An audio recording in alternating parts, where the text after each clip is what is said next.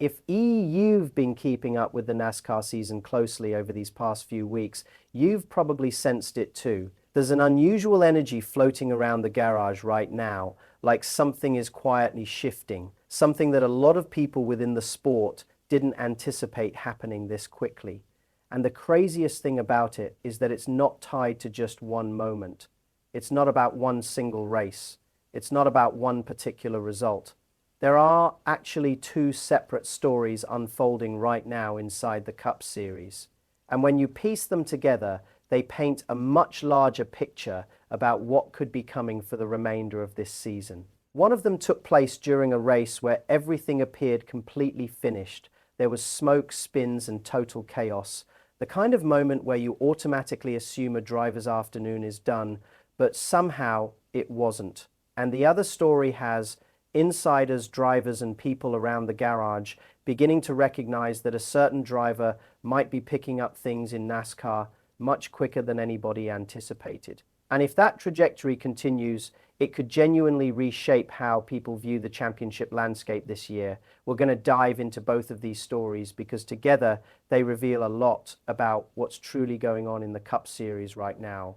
But real quick, if you're a true NASCAR fan and you enjoy talking about what's happening around the garage every week, go ahead and smash that like button and subscribe. This channel is brand new, and the mission right now is to reach 1,000 genuine NASCAR fans who are passionate about the sport just like we are. Let's kick things off with the first story, because this one had a lot of people in the garage completely puzzled. We're talking about Shane Van Gisbergen driving the number 97 Chevrolet for Trackhouse Racing and what he's been accomplishing to open the 2026 NASCAR Cup Series season. After just 4 races, Van Gisbergen is sitting 5th in the championship standings. And if you've been around NASCAR long enough, you understand exactly why that's turning heads. When SVG initially entered the Cup Series, the big question on everyone's mind was straightforward. Can he actually do this on ovals? We all recognized what he was capable of on road courses. That was never the discussion. But NASCAR is an entirely different beast when you're talking about week in and week out oval racing. And yet, here we are, 4 races into the season, and he's 5th in the standings. Even seasoned NASCAR insiders are starting to pay close attention. On the podcast The Teardown, journalist Jeff Gluck and Jordan Bianchi were discussing the early surprises of the season. And Gluck didn't hesitate when Van Gisbergen's name was brought up. He said that when you examine the pleasant surprises so far this year, SVG has to be right at the top of that list. Gluck confessed he couldn't believe the standings, 4 races in and still 5th in points. But what truly grabbed people's attention happened at Phoenix Raceway. During the race, Van Gisbergen spun out, and from the press box, it appeared like his entire day was finished. Gluck described that from where he was sitting, he witnessed the smoke and the spin and instantly assumed the race was over for him. He said he looked down and realized it was SVG and thought that was really bad news for him. Part of the reason he thought that is because Van Gisbergen is still under intense scrutiny when it comes to oval racing. There are still people eager to hop on social media and declare he can't compete on ovals. So when that spin occurred, Gluck figured the critics were about to have plenty of ammunition. But then something unexpected happened. Instead of disappearing into the back of the field, Shane Van Gisbergen battled his way back and crossed the finish line in 11th. Even Gluck acknowledged he still doesn't fully comprehend how it happened. He mentioned that during one of the late restarts, he glanced at the scoring pylon and suddenly SVG was back in the thick of the action. He even speculated that perhaps the team opted for 2 tires during a restart to gain track position because all of a sudden Van Gisbergen was much further up the field than anyone expected. And that kind of comeback is the type of thing people inside NASCAR take notice of. Jordan Bianchi contributed something noteworthy to that conversation as well. He said, when you talk to other drivers in the garage, they are genuinely impressed by Van Gisbergen's ability. And that carries significant weight because those drivers understand firsthand how challenging it is to make the transition from another form of racing into the NASCAR Cup Series. Bianchi explained that even though SVG established his reputation on road courses, drivers can recognize that the skills can carry over if the driver is willing to put in the effort. And based on what people in the garage are observing, he is absolutely putting in the effort. He's learning, he's adapting, and most critically, he's getting stronger with every single race. Now, both Gluck and Bianchi also emphasized that the real challenge is still ahead. The upcoming schedule features Las Vegas Motor Speedway and Darlington Raceway. Those tracks will reveal a lot more about whether this early momentum can be sustained. But still, finishing 11th at Phoenix after spinning and appearing like your day was completely over, definitely grabbed people's attention. Now that brings us to the second story, and this one helps explain why the first story might not just be a coincidence. Earlier in the 2026 season, Shane van Gisbergen delivered what may be the most convincing sign yet of his development on ovals.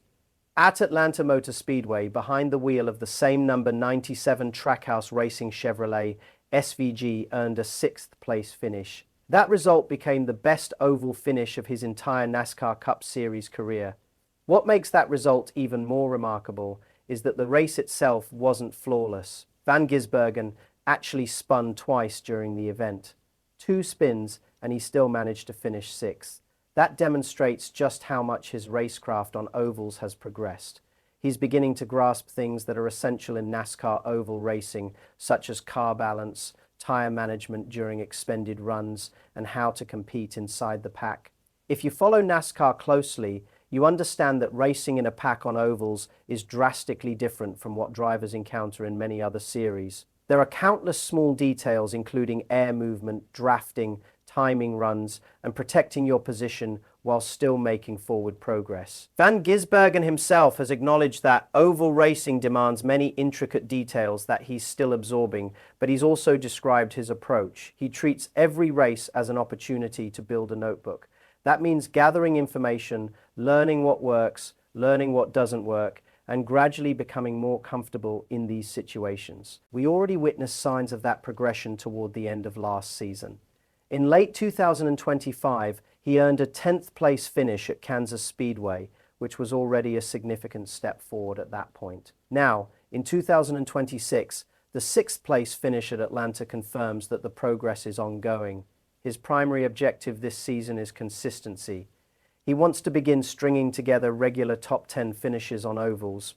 If he can accomplish that, it completely transforms his chances in the championship, especially with NASCAR Chase playoff format where accumulating points and remaining competitive throughout the entire season becomes absolutely crucial. Right now, with a top 5 position in the standings after 4 races, he's doing precisely that. He's accumulating points. He's building confidence, and he's earning respect from the drivers around him.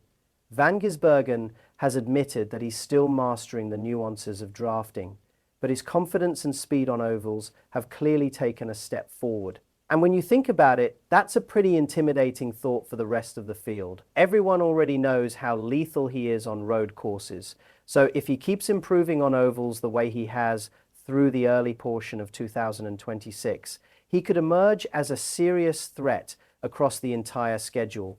That's why these 2 stories are so significant. It's not merely about one comeback at Phoenix. It's not merely about one 6th place finish at Atlanta.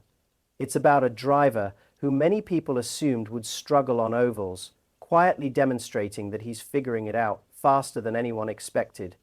And if that learning curve keeps trending the way it is right now, the rest of the NASCAR Cup Series might need to start viewing Shane van Gisbergen in a completely different light, because this may no longer be simply a road course specialist. This may be a driver who is evolving into a complete NASCAR contender. And honestly, as fans, that's something thrilling to witness. Now I want to hear from you.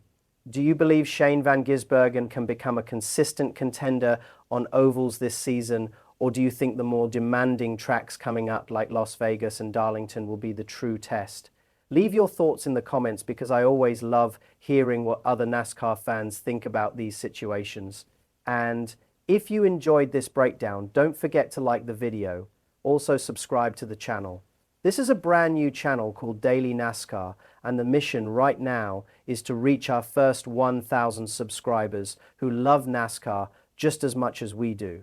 If you're the kind of fan who enjoys discussing what's really going on around the garage every week, you're definitely in the right spot. And one more quick thing before we wrap up. If you want to support the channel a little extra, you can also check out the NASCAR gear displayed right here on the video. Things like shirts, hats, and other merchandise that real fans love. If something catches your eye, picking one up is a fantastic way to support the channel while showing off your love for NASCAR at the same time.